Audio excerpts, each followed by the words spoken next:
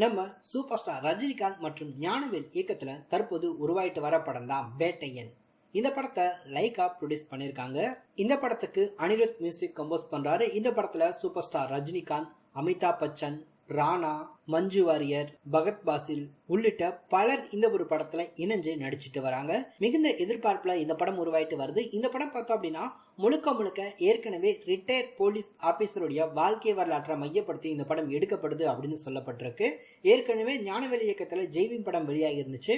அந்த படமும் பார்த்தோம் அப்படின்னா ஒரு ட்ரூ ஸ்டோரியை அடிப்படையாக கொண்டுதான் இயக்கியிருந்தாங்க. அதே போலதான் இந்த படமும் இருக்கும் அப்படின்னு சொல்லப்படுது. ஒரு ரிட்டையர் போலீஸ் ஆபீசரா இந்த படத்துல சூப்பர் ஸ்டார் ரஜினிகாந்த் நடிக்கிறாரா. அது மட்டும் இல்ல, இந்த படத்துக்கான ஷூட்டிங் ப்ராசஸ் எல்லாமே தொடர்ச்சியா நடந்துட்டு இருந்துச்சு.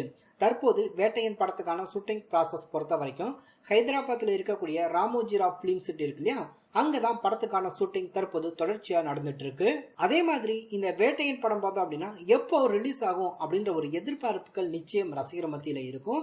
ஏற்கனவே வேட்டையன் படத்தை பார்த்தோம் அப்படின்னா ரொம்பவே அதிவேகமா படத்துக்கான ஷூட்டிங் ப்ராசஸ் அப்படின்றது கண்டினியூஸாவே நடந்துட்டு இருக்கு.